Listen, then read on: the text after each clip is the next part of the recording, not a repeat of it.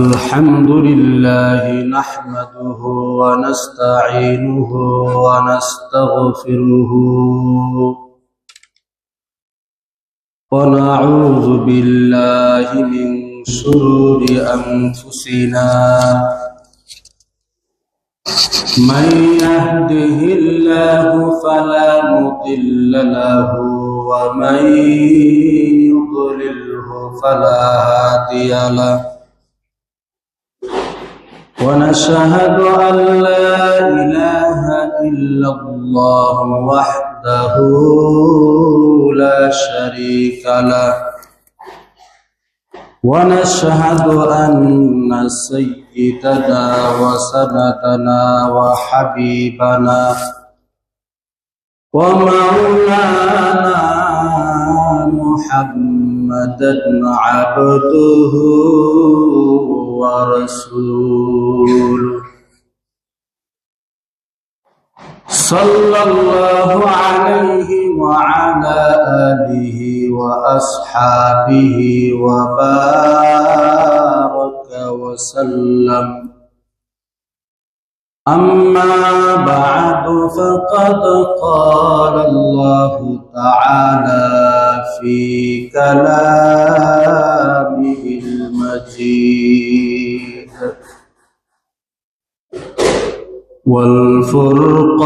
والفرقانه الحميد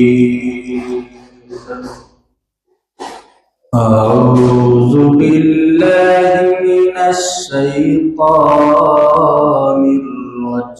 الرجيم بسم الله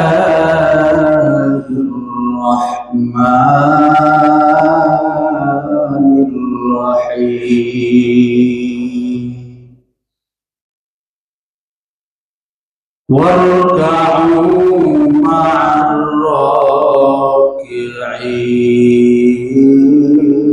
الراكعين قال صاحب القرآن صلى الله عليه وسلم صلوا كما رأيتموني أصلي وقال النبي عليه الصلاة والسلام في حديث الآخر يا معشر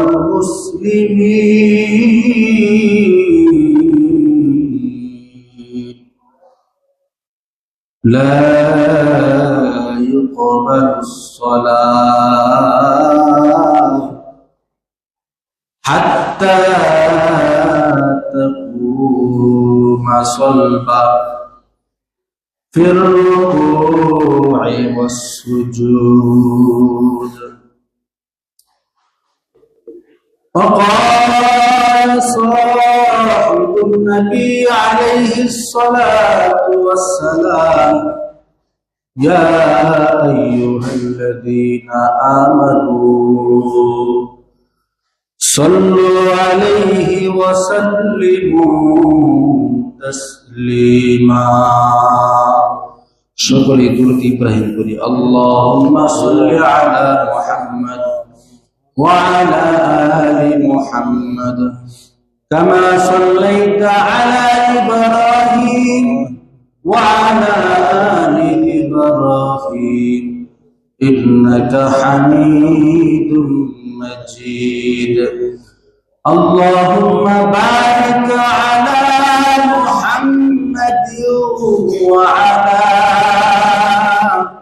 آل محمد كما باركت على إبراهيم وعلى آل إبراهيم إنك حميد مجيد اللهم صل على سيدنا ونبينا وشفيعنا وحبيبنا ومولانا محمد صلى الله عليه وعلى آله وأصحابه وبارك وسلم أستغفر الله الذي لا إله إلا هو الحي القيوم وأتوب إليه لا حول ولا قوة إلا بالله العلي العظيم الحمد لله ثم الحمد لله আল্লাহ পাকের দরবারে অসংখ্য অগণিত শুকর ও সুজুদ যে মহান রব্বুল আলামিন আমাদেরকে জুমার নামাজ আদায় করার জন্য দুনিয়ার সকল কাজকর্ম থেকে ফারেক করে বাইতুর রহমান জামে মসজিদে আসার এবং বসার তৌফিক দান করেছেন। এই জন্য আমরা সকলে দিল থেকে শুকরিয়া আদায় করি, সকলে বলেন আলহামদুলিল্লাহ। আলহামদুলিল্লাহ। আমরা গত 2 জুমা যাবত ধারাবাহিক আলোচনা চলতেছিল ভুল সংশোধন অথবা প্রশ্ন উত্তর।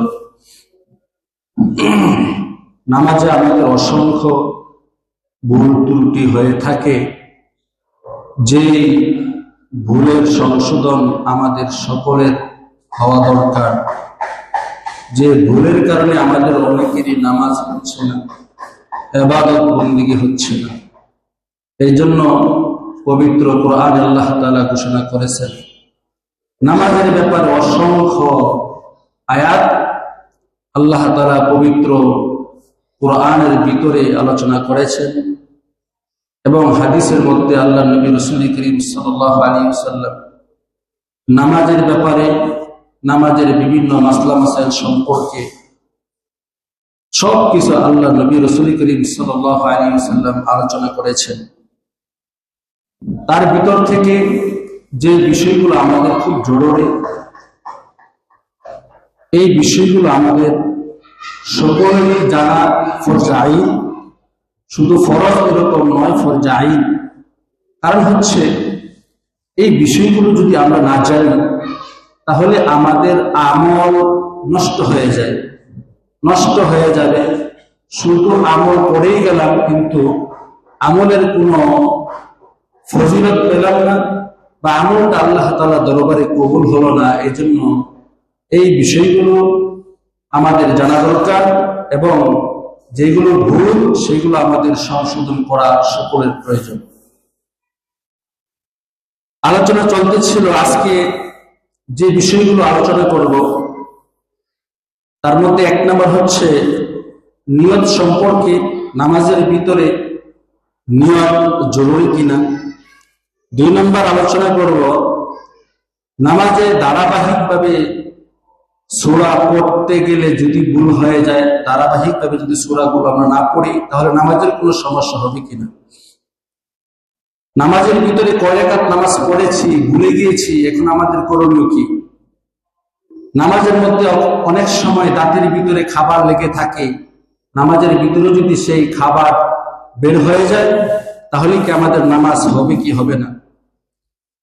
নামাজের মধ্যে ফরজ নামাজের ভিতরে যদি 1 রাকাত কেহ না পায়, সেই বাকি 1 রাকাত পড়তে গিয়ে যদি কারো ভুল হয়ে যায় তাহলে সেজদায় সাহু দেওয়া লাগবে কি লাগবে না।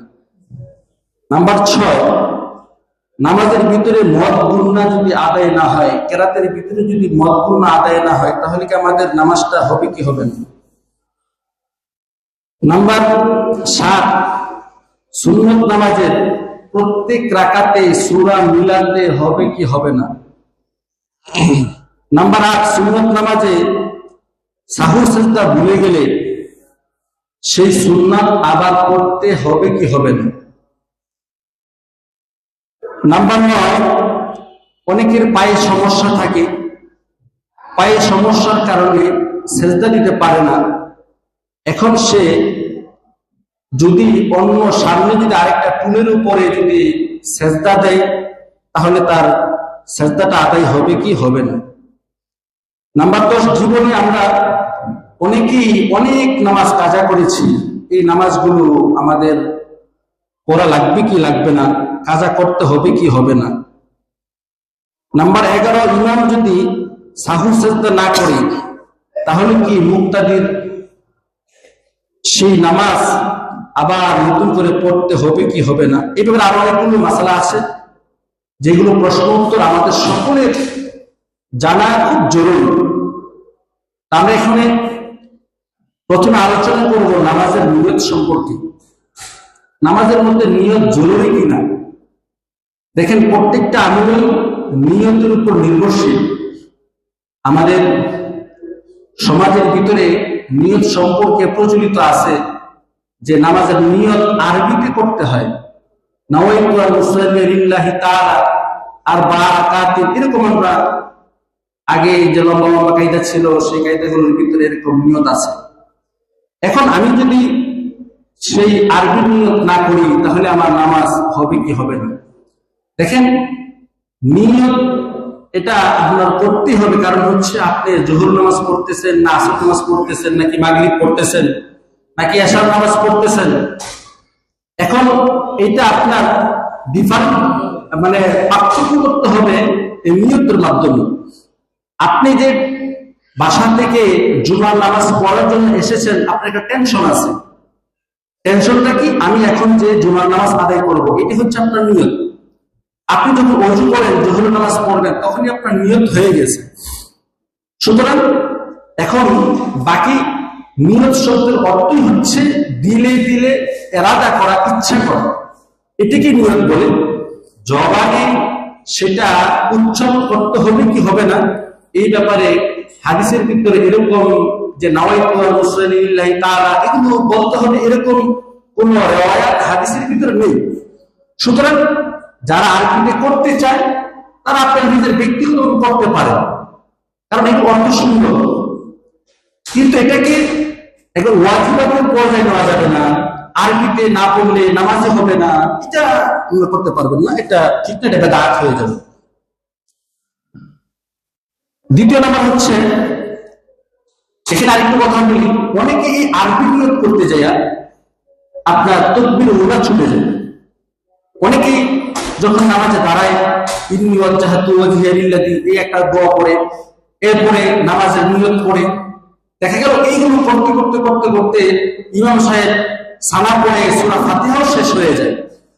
সুতরাং আমরা এই দিকে খুব লক্ষ্য করব। আপনি যে নিয়ত মনে মনে করেছেন সেই মনের নিয়তই আল্লাহ তাআলা জানেন। সুতরাং এখানে আপনার আরবিতে জবানে উচ্চারণ করার কোনো প্রয়োজন নেই। আমরা অনেক সময় একা একা নামাজ পড়ি, নামাজের ভিতরে আমরা একটা মাসালা জানি যে একের পর এক সূরা, যেমন সূরা ফিল পড়ে থাকি। সূরা ফিলের পরে আরো কয়টা সূরা আছে, সূরা কুরাইশ আছে, সূরা মাউন আছে, সূরা কাউসার আছে। এই যে নামাজের ভিতরে 4 রাকাতে যখন আমরা নামাজ পড়ি, সেই নামাজের ভিতরে সূরার ধারাবাহিকতা রক্ষা যদি কেউ না করে তাহলে কি তার নামাজ হবে কি হবে না? দেখেন, এখানে হাদিস শরীফের ভিতরে আসছে নামাজের ভিতরে ধারাবাহিকতা রক্ষা সুন্নাত। আপনি কেরাতের ধারাবাহিকতা রক্ষা করবেন, এটা সুন্নাত আদায় হবে। কিন্তু ভুলে যদি কেউ সূরা মাউনের পরে সূরা ফিল পড়ে ফেলে, এতে করে নামাজের কোনো সমস্যা হবে না, আপনার নামাজ হয়ে যাবে। নাম্বার 3, কয় রাকাত নামাজ পড়েছি ভুলে গিয়েছি, এখন এই নামাজ আপনি কিভাবে শুধরাবেন? আপনি নামাজ কয় রাকাত পড়েছেন, এখন আপনার দিলের সাথে পরামর্শ করতে হবে। আপনার দিল কয় রাকাতের কথা বল। দিল যদি বলে আমি 3 রাকাত পড়েছি, তাহলে আপনি বাকি আরেক রাকাত মিলাবেন। কিন্তু আপনি 3 রাকাত পড়েছেন, কিন্তু দিল বলে 2 রাকাত পড়েছেন, তাহলে আপনি দিলের সাইড অনুযায়ী, দিলের পরামর্শ অনুযায়ী আপনি 2 রাকাত ধরে নিয়েই বাকি আর 2 রাকাত পড়বেন। অনেক সময় আমরা পানাহার করে থাকি, খেয়ে থাকি, অনেক সময় দাঁতের ফাঁকে গুস্ত লেগে থাকে না? এখন আপনি নামাজে দাঁড়িয়েছেন, এখন জিহ্বার কাজ হলো দাঁতে যদি কিছু লেগে থাকে, ওনার ডিউটি হয়ে যায়। ওই যেই জায়গার মধ্যে কিছু লেগেছে, জিহ্বা শুধু ওই জায়গায় যায়, তাই না? এখন খুঁচাইতে খুঁচাইতে সেই খাবারের অংশটা বের হয়ে গেল। এখন আপনি খাবারের অংশটা মুখে নিয়ে নামাজ পড়লে আপনার নামাজ হবে কি হবে না? বা এই খাবার অংশটা যদি আপনার পেটের ভিতরে চলে যায়, তাতে নামাজ হবে কি হবে না? কারণ আমরা জানি যে নামাজের ভিতরে পানাহার নিষেধ, পানাহার করলে নামাজ বন্ধ হয়ে যায়। এখন এখানে মুহাদ্দিস উলামায়ে কেরাম, মুজতাহিদ উলামায়ে কেরাম এবং চার ইমাম তারা বিভিন্ন মতামত পেশ করেছেন। তার মধ্যে আমাদের মাযহাব অনুযায়ী ইমাম আবু হানিফা রাহমাতুল্লাহ আলাইহি যে ফতোয়াটা দিয়েছেন তা হচ্ছে, সেটা যদি সূরা বা তার চাইতে যদি ছোট হয়, সেটা যদি পেটের ভিতরে চলেও যায়, তাতেও নামাজের কোনো সমস্যা হবে না। কিন্তু আপনি আগে থেকেই মুখে খাবার নিয়ে নামাজ পড়লেন, নামাজও পড়লেন, সেই খাবারও খেলেন। অনেকেই যারা পান খেয়ে থাকি আমরা, অনেক সময় দেখে যে মুখে পান নিয়ে নামাজে দাঁড়িয়েছে। এই পান যদি খেতে খেতে নামাজ পড়ে, তার নামাজ হবে? নামাজের ভিতরে তো পান নিষিদ্ধ। সুতরাং নামাজ অবস্থায় মুখের খাবার যদি পেটে চলে যায় সুলাবুট সম পরিমাণ, তাহলে নামাজ হবে না, নামাজ ভঙ্গ হয়ে যাবে, আবার নতুন করে নামাজ পড়তে হবে। আর যদি সেই খাবারটা মুখে রেখে দেয়, তার পেটে না যায়, খাবারটা যদি মুখের ভিতর থেকে যায় কিন্তু পেটে না যায়, তাহলে নামাজের কোনো সমস্যা হবে না। নাম্বার 5, প্রশ্ন হলো, অনেকেই ফরজ নামাজ জামাত পড়তে এসে দেখা যায় সে 1 রাকাত পেল না, বাকি ইমাম সাহেব সালাম ফিরানোর পর সে 1 রাকাত পড়তে যে কোন একটা ভুল করে ফেলে, হতেই পারে। মৌলিক যে বিষয়টা নামাজের ভিতরে সেজদায়ে সাহুর জন্য, যদি কোনো ওয়াজিব কারো ছুটে যায়, তখনই কিন্তু নামাজের ভিতরে সেজদায়ে সাহু দিতে হবে। এখানে আমাদের মূল যে বিষয়টা, এটা যদি আমরা মনে রাখি, তাহলে যে কোনো নামাজ, যে কোনো ভুল হোক, সেটা যদি ওয়াজিবের ভিতরে পড়ে যায়, তাহলে সেজদায়ে সাহু দিতে হবে। এখানে মুক্তাদি যদি 1 রাকাত নামাজ পড়তে যে ওয়াজিবাত, কোন একটা ওয়াজিব যদি তার ছুটে যায়, তাহলে সালাত ফিরানোর আগে সে সেজদায়ে সাহু করবে। সেজদায়ে সাহু করে এরপরে সে আবার আপনার তাশাহুদ, দুরূদ শরীফ, দোয়া মাসুরা পড়ে নামাজ শেষ করবে। এখানে সেজদায়ে সাহুর ব্যাপারে আরেকটা বিষয় হলো, অনেকেই বলে থাকে যে সেজদায়ে সাহুটা কি সালামের আগে হবে নাকি পরে হবে। তো আমরা যে নিয়ম করে থাকি, এটি হচ্ছে উত্তম পন্থা এবং উত্তম পদ্ধতি, যেটা আপনার দ্বিতীয়বার ভুল হলেও আবার সেজদায়ে সাহু দেওয়ার সুযোগ থাকে। আরেকটা মাসালা হচ্ছে, সুন্নত নামাজে, আচ্ছা, সুন্নত নামাজের ভিতরে সেজদায়ে সাহু যদি কেউ ভুলে যায়, আগে যেটা বললাম ফরজের কথা, এখন যদি কেউ সুন্নত নামাজ পড়তেছে, সুন্নত নামাজের ভিতরে তার নামাজের ভিতরে ভুল হয়ে গেল, এখন এই সুন্নত নামাজ শুদ্ধ করার জন্য তাকে সেজদায়ে সাহু দেওয়া লাগবে কি লাগবে না? আমরা মূল আলোচনা যেটা, ওয়াজিবাত ছুটে গেলেই, নফল হোক, সুন্নত হোক, ওয়াজিবাত হোক, ফরজ হোক, যে কোনো নামাজ হোক না কেন, যদি ওয়াজিব ছুটে যায় তখন সেজদায়ে সাহু করা লাগবে, তাহলে আপনার নামাজটা শুদ্ধ হয়ে যাবে। সুন্নত হোক আর ফরজ হোক, যেটাই হোক না কেন। অনেক সময় অনেকেই অসুস্থতার কারণে চেয়ারে নামাজ পড়ে থাকে। এই মাসালাটি নিয়ে অনেক ইখতিলাফ। চেয়ারে নামাজ পড়ে আবার অনেকেই ফ্লোরে সেজদা করতে পারে না। এখন যদি ফ্লোরে সেজদা না করতে পারে, তার খুবই এমন সমস্যা যে সে ফ্লোরে রুকু সিজদা করার মতো তার অবস্থা নেই, ওই ব্যক্তির জন্য বসে নামাজ পড়া জায়েজ আছে।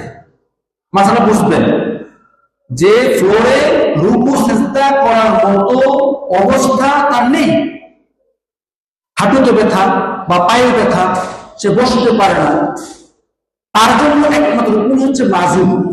উনি কি মাজুরের জন্য মাসালা রুখসত দেওয়া আছে, এখতিয়ার দেওয়া আছে, স্বাধীনতা দেওয়া আছে। সুতরাং এরকম ব্যক্তি সে যদি সামনে একটা টুল রেখে যদি সে টুলের ভিতরে সেজদা করে, তাহলে কি তার এই সেজদা আদায় হবে কি হবে না? মূলত সেজদার জন্য যেটা হাদিসের মধ্যে আসছে, ফ্লোরের ভিতরেই সেজদা দিতে হয়। ফ্লোরের ভিতরে কি? ফ্লোরের ভিতরেই সেজদা দিতে হয়। আপনি আলাদা টুল রেখে সেখানে সেজদা করলে আপনার কি হবে না? সেজদার হক আদায় হবে না। আপনার এখানে টুল রাখার কোনো প্রয়োজন নেই। আপনি ইশারা করে রুকু করবেন এবং ইশারা করে সেজদা করবেন। ইশারার ভিতরে রুকুর পরিমাণ যেরকম আমরা করে থাকি, সেজদার পরিমাণটা আরেকটু বেশি করব। অর্থাৎ রুকুতে যে পরিমাণ মাথাটা ঝুঁকাই, সেজদার সময় মাথাটা তার চেয়ে একটু বেশি ঝুঁকাবো, এটাকে সেজদা বলে। তাহলে বোঝা গেল যারা রুকু সেজদা করতে পারে না তারা বসে ইশারাতে রুকু সেজদা করবে, তাহলে তাদের জন্য নামাজ আদায় হয়ে যাবে। জি, মাজুর ব্যক্তি সেটা ইচ্ছা। মাজুর ব্যক্তি এরকম মাজুর ছিল, উম্মে মাকতুম রাদিয়াল্লাহু তাআলা আনহা, উনি অন্ধ সাহাবী ছিলেন। আল্লাহ নবীর কাছে উনি গেলেন, যাওয়ার পরে আল্লাহ নবীকে প্রশ্ন করে, নবী আল্লাহ নবী, আমি তো অন্ধ মানুষ, আমি তো চোখে দেখি না, আমার কি জামাতে না যাওয়ার ব্যাপারে কোনো রুখসত আছে কিনা? নবী সাল্লাল্লাহু আলাইহি ওয়াসাল্লাম প্রথমবার তাকে অনুমতি দিলেন, ঠিক আছে, তোমার জন্য রুখসত, তোমার ইখতিয়ার, তুমি আসলে করতে পারো, আর না চাইলে বাসায় করতে পারো। তিনি যখন হেঁটে হেঁটে চলে যাচ্ছিলেন, তখন আল্লাহ নবী আলাইহিস সালাতু ওয়াস সালাম সেই উম্মে মাকতুম রাদিয়াল্লাহু তাআলা আবার ডাকলেন। ডাকার পর বললেন, তুমি যতই অসুস্থ হও না কেন, অন্ধ হও না কেন, হামাগুড়ি দিয়ে হইলেও তুমি জামাতে নামাজ পড়বে। সুতরাং যদি এরকম মাজুর মানুষ হাঁটতেই পারে না, চলতেই পারে, তার জন্য ঘোরে, তার রুখসত দেওয়া আছে, তার যে জামাতের সাথে নামাজ আদায় করবে এরকম নয়। যদি সে হেঁটে হেঁটে আসতে পারে মসজিদে, তাহলে সে জামাতের সাথে নামাজ আদায় করবে, কারণ জামাতে নামাজের ফজিলত অনেক বেশি। আর জামাত অযথা কোন মাজুর অর্থাৎ কোন প্রকার ত্রুটি ছাড়া বা কোন প্রকার জরুরত ছাড়া যদি কেউ ইচ্ছা করে জামাত ছেড়ে দেয়, তাদের ব্যাপারে আল্লাহ নবী রাসূল করিম সাল্লাল্লাহু আলাইহি ওয়াসাল্লাম খুব দরদ দিয়েছেন। নবী সাল্লাল্লাহু আলাইহি ওয়াসাল্লাম বলেছেন, আমার মনে চায় ওই সমস্ত ঘর আমি জ্বালিয়ে দিই যারা বাসা বাড়িতে মসজিদে জামাত ছেড়ে দিয়ে বাসা বাড়িতে নামাজ আদায় করে। আমি যুবক ছেলেদেরকে মনে হয় আদেশ করে তারা যেন লাকড়ি সংগ্রহ করে আর ওই বাসা বাড়িগুলো যেন জ্বালিয়ে দেয়। শুধু আমি এই জন্য করি না, ওই বাসা বাড়িতে মহিলারা আছে, শিশু বাচ্চারা আছে, এই জন্য আমি তাদেরকে এই আদেশ করি না। যদি শিশু বাচ্চা এবং মহিলা নাই থাকতো, তাহলে ওই সমস্ত ঘর জ্বালিয়ে দিতাম। এই জন্য ভাইরা, যারা আমরা অযথা জরুরত ছাড়া যারা জামাত ছেড়ে নেই, কোন মুস্তাহিদ ওলামায়ে কেরাম কোন ইমাম বলেছেন, জরুরত ছাড়া কেউ যদি জামাত ছেড়ে দেয় তার নামাজ হয় না। জরুরত ছাড়া যদি কেউ জামাত ছেড়ে দেয় তার নামাজ হবে না। এই জন্য নবী সাল্লাল্লাহু আলাইহি ওয়াসাল্লাম হাদিসের ভিতরে খুব গুরুত্ব দিয়েছেন এবং ধমক দিয়েছেন, এবং মুস্তাহিদ ওলামায়ে কেরাম ইমামরাও এই কথা বলেছেন। এই জন্য প্রয়োজন ছাড়া, জরুরত ছাড়া কখনোই জামাত ছাড়া যাবে না। আরেকটা মাসালা হচ্ছে, আমরা অনেকেই জীবনে অনেক নামাজ কাজা করেছি। এখন এই যেমন ধরেন আপনার মনে আছে, আমি গত 1 বছর আপনি নামাজ পড়েন নাই, 2 বছর আপনি নামাজ পড়েন নাই, 3 বছর আপনি নামাজ পড়েন নাই। এখন এই নামাজগুলো কাজা আপনার করতে হবে কি হবে না? এখানে ওলামায়ে কেরাম বলেছেন, ফরজ তো ফরজ, রোজা যেরকম বাদ দিলে তা কাজা করতে হয়, হজ ফরজ হলে যেরকম ভাবে আপনার হজ করতে পারলেন না এই বছর, পরবর্তী বছর হলেও আপনার হজ আদায় করতে হবে। ফরজের কোনো মাপ নাই, ফরজ আপনার কাজা করতেই হবে। এই জন্য ওলামায়ে কেরাম বলেন যে প্রত্যেক ওয়াক্তে আপনি অতিরিক্ত নফল সুন্নাত না পড়িয়া আপনি ফরজের 1 ওয়াক্ত ফরজ আপনি কাজা করেন।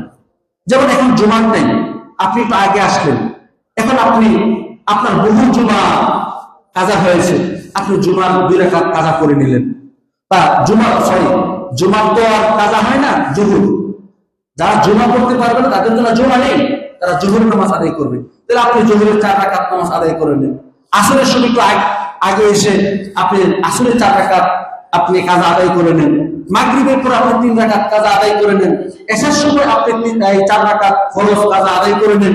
ফজরের সময় আগে আপনি 2 রাকাত ফরজ কাজা আদায় করে নেন। ওলামায়ে কেরাম বলেছেন এগুলো যদি আপনি 1 বছর যদি আপনার নামাজ কাজা হয়ে যায়, 1 বছর যদি আপনি প্রত্যেক ওয়াক্তে যদি এই নামাজগুলো পড়েন, তাহলে আপনার 1 বছরের কাজা আদায় হয়ে গেল। এই জন্য আমাদের তো এটা সহজ, আপনি একসাথে 10 ওয়াক্তের নামাজ 20 ওয়াক্তের নামাজ পড়তে পারবেন না, এটা আপনার জন্য কঠিন। এই জন্য অনেকে আবার এখানে বলে থাকেন যে না, কাজা নামাজ যদি অনেক হয়ে যায় সেখানে আপনি তওবা করেন। আমরা এরকম বলে থাকি, তওবা করেন, ফরজ নামাজগুলো যেন আল্লাহ তাআলা মাফ করে দেয়, এরকম আমরা অনেকে বলে থাকি। না, এই কথাটা আসলে ভুল, এই কথাটা ভুল। আপনি যতটুকু সম্ভব খুঁজে আপনি ফরজ নামাজ কাজাগুলো আদায় করে নেবেন। নবীজি সাল্লাল্লাহু আলাইহি ওয়াসাল্লাম বেশ সম্ভবত খন্দকের যুদ্ধে 4 ওয়াক্তের নামাজ কাজা হয়ে গিয়েছিল।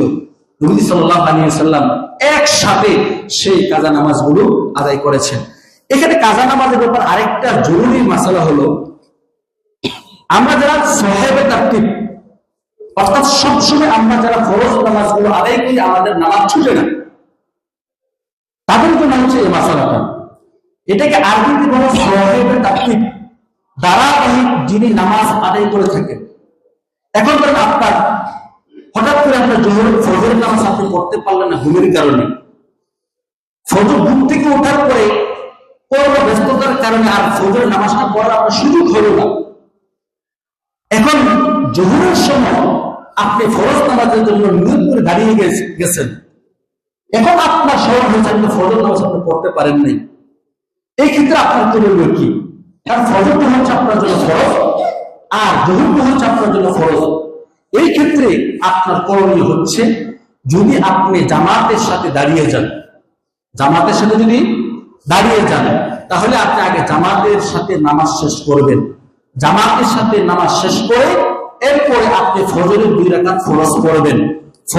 ফজরের 2 রাকাত ফরজ পড়ার পরে আবার দ্বিতীয়বার আপনি জোহরের নামাজ আদায় করবেন। এখন আপনি বলতে পারেন আমি জামাতের সাথে জোহরের নামাজ পড়লাম, সেটা কি হবে? কারণ ফরজ রেখে আপনি আরেক ফরজ পড়তে পারেন না, এই জন্য আপনার ওই ফরজটা নফল হয়ে যাবে। জামাতের সাথে যে জোহর নামাজটা আপনি পড়লেন সেটা আপনার জন্য নফল হয়ে যাবে।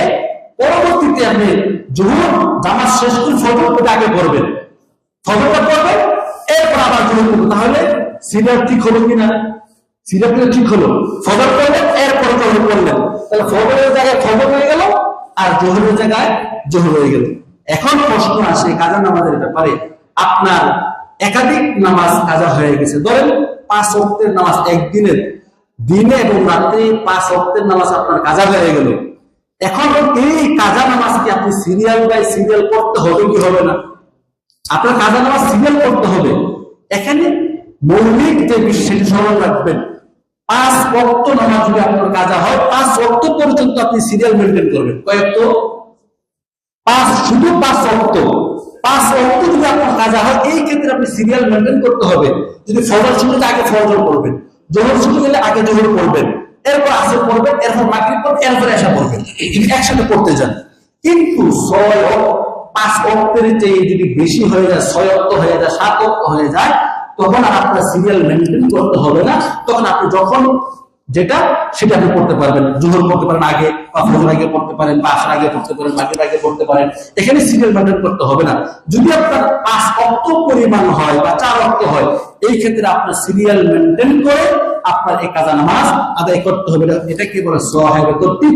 যার জীবনে কাজা নামাজ, যার জীবনে নামাজ কাজা হয় নাই, বা সে যখন থেকে বুঝ বসেছে যে 1 ওয়াক্ত নামাজ বাদ দেওয়া যায় না, 1 ওয়াক্ত নামাজ বাদ দিলে সর্বপ্রথম কিয়ামতের দিন নামাজের হিসাব হবে। যখন সে এই কথা জানছে, এই কথা জানার পর থেকে সে আর নামাজ ছাড়ে না। জীবন আগে অনেক বহু নামাজ সে ছেড়ে দিয়েছে, বছর নামাজ ছেড়ে দিয়েছে, কিন্তু যখন তার দিলের ভিতরে, তার মেধার ভিতরে এই বুঝ এসেছে, যখন হেদায়েত এসেছে, তখন থেকে সে আর নামাজ ছাড়ে না। তখন থেকে যদি তার পুরো একটা নামাজ কাজা হয়ে যায়, বা 2 ওয়াক্তের নামাজ যদি কাজা হয়ে যায়, 3 ওয়াক্তের নামাজ যদি কাজা হয়ে যায়, 5 ওয়াক্ত পর্যন্ত সে এই নামাজগুলো সিরিয়াল মেনটেন করে নামাজ পড়বে, কিন্তু 5-এর অধিক হয়ে গেলে তখন আর সিরিয়াল মেনটেন করতে হবে না। আরেকটা হচ্ছে 11 নম্বর প্রশ্ন, ভুলের সংশোধন। ইমাম যদি সাহু সেজদা না করে, ইমানদারের নামাজের ভিতরে কোন একটা ওয়াজিব তার ছুটে গেল, সে সেজদায় সাহু না দিয়ে সালাত ফিরে দিল, এখন এই ক্ষেত্রে কি মুসল্লির নামাজ হবে কি হবে না? ভুল হয়েছে কিন্তু ইমামে, মুসল্লি কিন্তু ভুল হয় নাই। এই ক্ষেত্রে দেখেন অনেক সময় আমি এই ভুলটা করি, ইমাম সাহেব ভুল করছে, কেউ লুকমা দিল না। এটা কিন্তু আমাদের মধ্যে হয়েছে, অনেকবার হয়েছে। আমি ভুল করেছি, কেউ লুকমা দেয় নাই, সালাম ফেরানোর পরে ধোয়া হয়ে গেছে, অনেকে চলেও গেছে, এরপর কিন্তু কেউ বলতেছে না সাহস করে নামাজটা তো ভুল হয়েছে, এক রাকাত কম হয়েছে বা 1 রাকাত বেশি হয়েছে। আমাদের মধ্যে এরকম ঘটনা ঘটেছে। কোন মুসল্লি যদি তার একমেরান যে না ইমাম সাহেব ভুল করেছে, তাহলে সালাম ফিরানোর আগ পর্যন্ত তার তাকবীর দেওয়া, রুকবা দেওয়ার ইখতিয়ার আছে। ইমাম সাহেব সালাম ফিরিয়ে দিচ্ছেন, ওই মুহূর্ত আপনি সুবহানাল্লাহ বলে, আল্লাহু আকবার বলে আপনি ইমাম সাহেবকে সতর্ক করতে পারেন, ইমাম সাহেবকে। আর ইমাম সাহেব যদি ভুল করে ফেলে, মুসল্লি এখানে আর কোনো ইখতিয়ার নাই, ইমামের ভুল মানে মুসল্লির ভুল, এই নামাজ আবার দ্বিতীয়বার আদায় করতে হবে।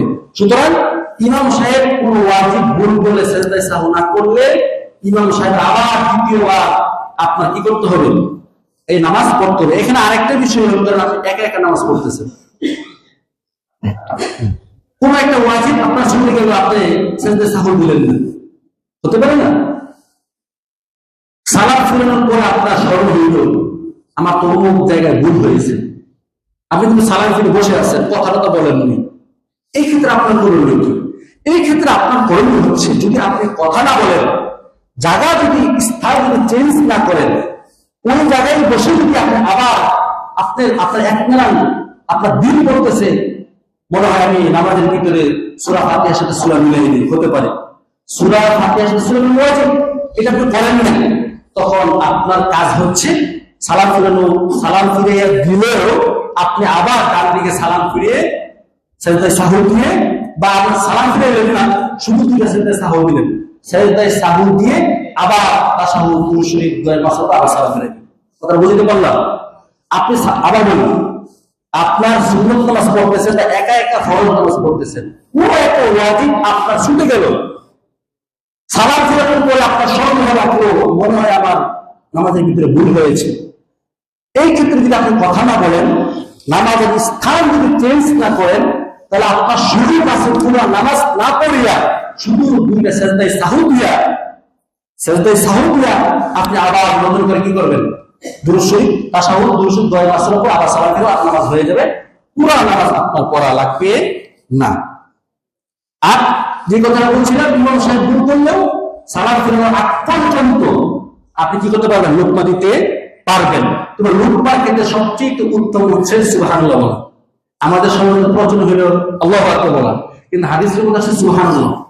যেমন ওমর রাদিয়াল্লাহু তাআলা আনহুকে যেদিন ফজরের নামাজের মধ্যে আঘাত করা হলো, হ্যাঁ, তখন যারা যে সমস্ত মুসলিম বারান্দায় ছিল, তারা ওমর রাদিয়াল্লাহু তাআলার তেলাওয়াত শুনতে পাচ্ছিল না, তখন তারা বারবার ওই পিছন থেকে সুবহানাল্লাহ সুবহানাল্লাহ শুনতে করতেছিল।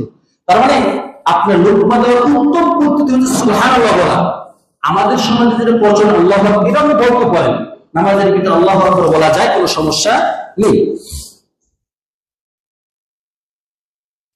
এখানে দেখেন আরেকটা যে বিষয়, এটা আমাদের সমাজের ভিতরে মুসলিমদের মতো অহরহ হচ্ছে। অনেকে শুধু ফরজ আদায় করি, সুন্নাত করি না, সালামটা ফিরে আমরা বাসাতে চলে যাই, বাড়িতে চলে যাই, সুন্নাত করি না। এই ক্ষেত্রে কি আমাদের ফরজের কোনো সমস্যা হবে কি হবে না? বা সুন্নাত যে পড়লাম না, এতে কুরআন এবং হাদিসের মধ্যে কোনো প্রকার হুমকি দামকে আছে কিনা? দেখেন, ফরজ হচ্ছে আল্লাহ তাআলার বিধান, আর সুন্নাত হচ্ছে নবী সাল্লাল্লাহু আলাইহি ওয়াসাল্লামের বিধান। নবী সাল্লাল্লাহু আলাইহি ওয়াসাল্লাম সুন্নাত আদায় করেছেন। বিশেষ করে 5 ওয়াক্ত নামাজের ভিতরে যে সুন্নাতগুলো আছে, নামাজের আগে এবং পরে, নবী সাল্লাল্লাহু আলাইহি ওয়াসাল্লাম তার জিন্দেগিতে কখনো ছাড়ে নাই। দুই একটা হাদিসের ভিতরে পাওয়া যায়, নবী একদিন যোহরের নামাজের পরে 2 রাকাত সুন্নাত পড়তে পারে নাই। একটা কাফেলা এসেছিল, ওই কাফেলার সাথে কথা বলতে বলতে সময় পার হয়ে গেছে, ওই সুন্নতটা পড়তে পারে নাই। ওই সুন্নতটা নবীজি আসরের নামাজের পর আদায় করছেন। এখন আপনি বলতে পারেন যে আসরের ফরজ পড়া, আসরের ফরজ পড়ার পরে কোনো প্রকার সুন্নত নফল নাই, নবী সাল্লাল্লাহু আলাইহি ওয়াসাল্লাম বলেন। আমি যে প্রশ্নটা আপনাদের যে প্রশ্ন হয়তো আজ করতে পারেন, এই প্রশ্নটা আমাদের আয়েশা রাদিয়াল্লাহু আনহা করেছেন। আমাদের আয়েশা বলে, ভগবানের নবী আসরের নামাজের পরে তো নফল পড়া সুন্নত নিষেধ, আপনাকে তো কখনো করতে দেখিনি এবং আপনি সাহাবায়ে কেরামদেরকে নিষেধ করেছেন, তাহলে আজকে যে আপনি এই দুই রাকাত সুন্নত করলেন, নফল করলেন, তারটা তো বুঝতে পারলাম না। নবী সাল্লাল্লাহু আলাইহি ওয়াসাল্লাম বললেন যে আজকে জোহর নামাজের পরে একটা কাফেলা এসেছিল, যাদের সাথে সময় দিতে যায় আমি সুন্নতটা পড়ার সুযোগ পাই নাই, সময় পাই নাই, এই জন্য আমি আজকে আসরের পরে সুন্নতটা পড়ে নিলাম।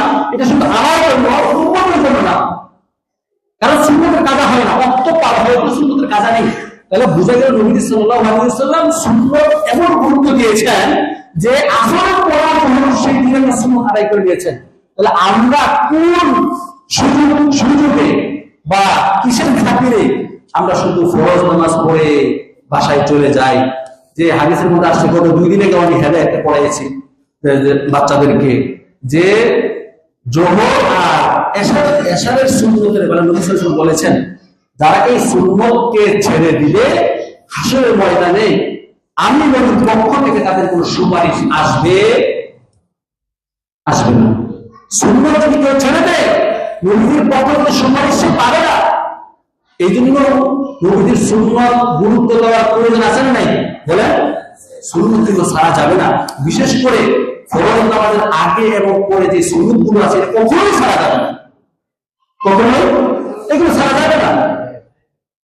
এগুলো আরেকটা গুরুত্ব ওলামায়ে কেরাম বলেছেন যে সুন্নতের গুরুত্বটা কেন, যখন আপনার ফরজের কোনো ঘাটতি হয় হাসরের ময়দানে আল্লাহ তার সর্বপ্রথম ফরজ নামাজের হিসাব দেবে, সুন্নতের হিসাব থেকে নেবেন না।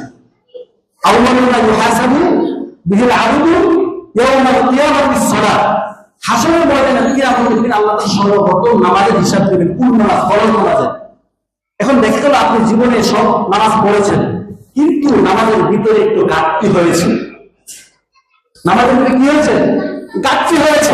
তখন আল্লাহ তাআলা ফেরেশতাদেরকে ডাক দিয়ে বলবেন, দেখো উনার কোন নফল নামাজ আছে কিনা, উনার কোন সুন্নত নামাজ আছে কিনা, ওই নামাজগুলো এখানে জোরাতালি দাও। কি দাও? জোরাতালি দাও। জোরাতালি দিয়া এই ফরজ নামাজটাকে ভারী করো, ফরজ নামাজ কি করো? ভারী করো। সুতরাং সুন্নতের কোনো বিকল্প নেই। সুন্নত ছাড়া, নফল ছাড়া আপনার কোন মানুষ আল্লাহর ওলি হইতে পারে না। যে যত বেশি নফল করবে, যে যত বেশি সুন্নত করবে, তার জিন্দেগিতে কোনোদিন ফরজ চলবে না।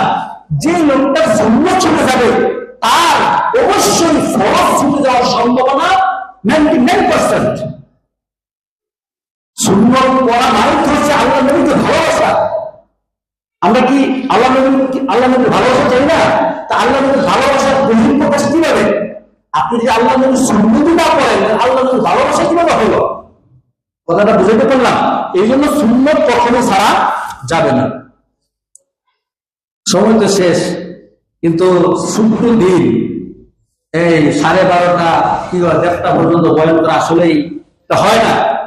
এই জন্য আমরা তো আগে আসি কখন বয়ান শেষ হয়, এরপর আমরা মসজিদে আসি। আর দু একটা কথা বলে আমি শেষ করে দিব, যদিও মুসল্লি কম। কারণ আমি যদি দেরি করি, মুসল্লিরা দেরি করবো, আর আমি যদি তাড়াতাড়ি শেষ করে দিই, মুসল্লিরা বলবো না হুজুর তাড়াতাড়ি বয়ান শেষ করে দেয়, আমরা তাড়াতাড়ি চলে যাই। এখানে যে বিষয়টা বলবো, কত সময় বলেছিলাম, আমাদের একটা মারাত্মক যে ভুল আমরা করে থাকি, যে ভুলের কারণে আমাদের পুরো ফরজ নামাজটাই বাতিল হয়ে যায়, সেটা হচ্ছে নামাজের ভিতরে তাড়াহুড়া করা। নামাজের ভিতরে তাড়াহুড়া করা। যে মুসলিম শরীফের হাদিসে বলেছিলেন কোন সময় যে নবী সাল্লাল্লাহু আলাইহি ওয়াসাল্লাম মসজিদের ভিতরে বসা এক সাহাবী আসছেন। আসার পরে এই সাহাবী নামাজ পড়লেন। নবী বললেন, ইরজি ফাসাল্লি ফাইন্নাকা লাম তুসাল্লি, তুমি আবার ফিরে যাও, তুমি নামাজ পড়ো, তোমার নামাজ হয় নাই। এবং 3 বার তাকে ফিরিয়ে দিয়েছেন। সাহাবী বললেন, ও আল্লাহর নবী, আমি এর চাইতে ভালো নামাজ আর পারি না, আল্লাহ আপনি আমাকে নামাজটাকে শিখাইয়া দেন। নবী সাল্লাল্লাহু আলাইহি ওয়াসাল্লাম তাকে নামাজ শিখাইলেন। কিভাবে? নবী সাল্লাল্লাহু আলাইহি ওয়াসাল্লাম বললেন, তুমি প্রথম দাঁড়াইবে, দাঁড়ানোর পর সুন্দর করে তাকবীর বলার পরে সানা পড়বে, এরপরে আউযু বিল্লাহি বিসমিল্লাহ পড়ে সূরা ফাতিহা পড়বে, এরপরে সূরা মিলাইবে, এরপরে সূরা মিলানোর পর একটু থামবে।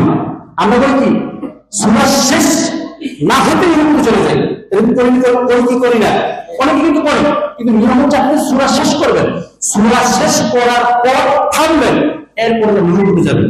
রুকুতে নবী সাল্লাল্লাহু আলাইহি ওয়াসাল্লাম বলেছেন যে হাত্তা তাতমাইন্না রুকুআন, যতক্ষণ না পর্যন্ত তোমার একবারে না হবে রুকুটা পরিপূর্ণ, তুমি প্রশান্তি না হবে হ্যাঁ আমার রুকুটা একটু সুন্দর হয়েছে।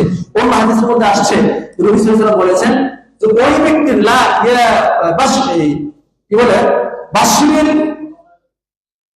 হাদিসে বলে গেছি যে কি বলে আল্লাহ বলেছেন যে লা তুকবালুস সালাহ হাত্তা তাতমাইন্না ওয়া হাত্তা তাকুমাস সালাহ ফি রুকু ওয়া সুজুদ, যে রুকু এবং সিজদার যতক্ষণ না পর্যন্ত তার পিঠ আগাগোড়া বরাবর না হবে ওই সালাত আল্লাহ তাআলা কবুল করবেন না। দেখেন কতটুকু গুরুত্ব দেওয়া হয়েছে, কিন্তু আমরা কিন্তু রুকু সিজদা সুন্দর করি না। দেখেন রুকুতে গেলে মাথা উঠা থাকে, পিঠ সমান থাকে না। এজন্য নবী সাল্লাল্লাহু আলাইহি ওয়াসাল্লাম বলেন রুকু করার পরে সুন্দর করে তাসবিহ পড়বে 3 বার, এরপরে তাসবিহ 3 বার পড়ার পরে রুকু থেকে দাঁড়াবে। রুকু থেকে সোজা হয়ে দাঁড়াইতে হবে। এখানে আমাদের যে বলতে হয় আমরা রুকু থেকে উঠার পর সোজা হয়ে দাঁড়াই না, আমরা নবী বলেছেন যে রুকু হতে সোজা হয়ে দাঁড়াবে কমপক্ষে এক তাসবিহ পড়ে দাঁড়াইতে হবে। এখানে দেখেন এক সাহাবী থেকে একটা হাদিস বলতে আছে, নবী সাল্লাল্লাহু আলাইহি ওয়াসাল্লাম তাকে বলেছিলেন যে তুমি কি পড়লা? ওই সাহাবী রুকু থেকে উঠার পরে সামিআ আল্লাহু লিমান হামিদা রব্বানা লাকাল হামদ হামদান কাসীরান তাইয়িবান মুবারাকান ফি, এই দোয়া করেছেন। এই দোয়া ফজিলত অনেক পর্যন্ত যেতে যাচ্ছি না, তার সময় দাঁড়াইতে হবে, এরপরে আপনার সেজদায় যেতে হবে আল্লাহু আকবার বলে। নবী এইভাবে পুরো নামাজটা শিখাইলেন। দুই সেজদার মাঝখানে সময় বসতে হবে এবং সেজদার তাসবিহ 3 বার সুন্দর করে পড়তে হবে, সুবহান রাব্বিয়াল আলা সুবহান রাব্বিয়াল আলা সুবহান রাব্বিয়াল আলা। কোনো প্রকার তাড়াহুড়া নেই, কোনো প্রকার তাড়াহুড়া করা যাবে না। এখন দেখেন আমরা যে নামাজ পড়ি ঠিক মতো রুকু থেকে সোজা হয়ে দাঁড়াই না। যদি আপনি সোজা হয়ে না দাঁড়ান আপনার নামাজ ফাঁসে, নামাজ বাতিল। দুই সেজদার মাঝখানে সোজা হয়ে বসা ওয়াজিব। ওই বললেন না নামাজের ওয়াজিব যদি ত্রুটি হয় তাহলে সাথে সাহু লাগবে। এখন রুকু থেকে সোজা হয়ে দাঁড়ানো যে ওয়াজিব আমরা অনেকেই জানি না। দুই সেজদার মাঝখানে সোজা হয়ে বসা এটা ওয়াজিব অনেকেই জানি না। আমরা বলি কি মুরগের কুকুরের মতো রুকু সিজদা করি, উঠিয়ার বসি উঠিয়ার বসি। এটার কারণে আমাদের ওয়াজিবাত আদায় হয় না। এই ওয়াজিব যদি আদায় না হয় আপনার ফরজ নামাজ হবে না। এই জন্য আমি অনেক সময় দেখি অনেক মুসলিমদেরকে যে তাদের নামাজ কত দ্রুত পড়ে, আপনি দ্রুত পড়তে পারেন ওই সময় তো সময় সংক্ষেপ, সময় একবার সংক্ষিপ্ত, আপনি কোনো সফরে যাবেন, গাড়ির টাইম হয়ে গেছে, ওই ক্ষেত্রে আপনি শুধু ফরজ আর ওয়াজিব ঠিক রেখে আপনি সবটা নামাজ পড়তে পারেন। সেই ক্ষেত্রে আমার জায়েজ আছে, কিন্তু সময় আছে আপনার, কিন্তু আপনি তাড়াহুড়ো করে নামাজ পড়লেন, ওয়াজিব ছুটে গেল, তাই কিন্তু আপনার নামাজ হবে না। দেখেন এই শাইখ আহমদুল্লাহ ওনার জবান আমি শুনেছি, উনি একটা কথা বলেছেন যে ওনার এক ফ্রেন্ড ছিল, ওনার নামাজ পড়ে এসে পড়ছেন, উনি এখন নামাজ থেকে আসে না। জিজ্ঞাসা আচ্ছা আমরা সবাই নামাজ পড়ে আসলাম, আপনার এত দেরি হলো কেন? গতকাল বলেছিলাম আমাদের খুশি মানে খুব চিন্তিত, মন থেকে নামাজের প্রতি কিভাবে রাখা এটা চিন্তিত, কিন্তু খুশু যেটা অঙ্গ প্রত্যঙ্গের সাথে জড়িত এটা নিয়ে আমরা চিন্তা ভাবনাই, এটাও তো আমাদের নামাজ ফাসিদ হয়ে যায়। উনি বলেন আমি যখন নামাজ আদায় করি শয়তানের সাথে আমি কুস্তি করি। কি করি? শয়তানের সাথে কুস্তি করি। কুস্তি করেন কিভাবে? বললো দেখেন আমি যখন নামাজে দাঁড়াই শয়তান আমাকে কুমন্ত্রণা দেয়, তো মনটাকে আবার ফিরে নিয়ে আসি, আমার সূরা ফির শেষ হয়ে গেল, এরপর আমার মন স্থির হলো না, সূরা পুরো শুরু করে দিল, এরপর আমার মনটা আবার শয়তান নিয়ে গেল, সূরা নাও শুরু করে দিল। আমার এই রাকাতটা ইতমিনান না হয়েছে, পরিপূর্ণ জ্ঞান খেয়ালের সাথে না হয়েছে, ততক্ষণ পর্যন্ত আমি শয়তানের সাথে কুস্তি করতে থাকি। রুকুতে যাওয়ার পরে তিনবারের মধ্যে দেখি যে আমার মসজিদ নাই, আমার ইতমিনান যারা রুকুটা হয় নাই, আমি তিনবারের জায়গা 10 বার করি, 10 বারের জায়গা 15 বার করি, 15 বারের জায়গা 30 বার করি, ততক্ষণ পর্যন্ত আমার মন ইতমিনান না হয়, ততক্ষণ পর্যন্ত আমি কি করি না, রুকু শেষ করে মেসেজ দাও শেষ করে এইভাবে কুস্তি করতে করতে করতে করতে করতে করতে আমার 4 রাকাত নামাজ পড়তে লাগে 20 মিনিট। সুবহানাল্লাহ, 20 মিনিট সময় লেগে যায়। আমরা কোনদিন কি চেষ্টা করেছি মনটাকে স্থির রেখে একবারে ইতমিনানের সাথে পরিপূর্ণ মনটাকে নামাজের ভিতরে রেখে 4 রাকাত নামাজ 2 রাকাত নামাজ কোনদিন পড়তে পেরেছি কিনা সন্দেহ আছে। আমি আমার নিজের ব্যাপারে বলে আমারও সন্দেহ আছে আমি পড়তে পেরেছি কিনা। এই জন্য আমরা সবসময় চেষ্টা করবো মনটা আমাদের ভিতরে রেখে নামাজ আদায় করবো। আল্লাহ তাআলা আমাদের সবাইকে আমল করার জন্য